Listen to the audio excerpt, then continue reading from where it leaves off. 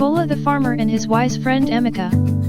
In the peaceful village of Ajat, Bola was a hard-working farmer who grew maize, yams, and vegetables. His best friend, Emeka, was known throughout the village for his wisdom. One season, dark clouds disappeared, and the rains refused to fall. Bola became worried that his crops would dry up. Emeka advised Bola to dig a small canal from a nearby stream and collect rainwater whenever it came.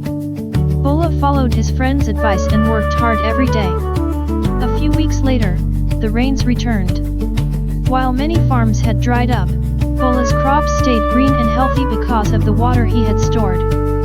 The villagers praised Bola's hard work and thanked Emeka for his wise advice. Together, they taught everyone that success comes from wisdom, friendship, and determination. Moral: wise advice and hard work lead to lasting success.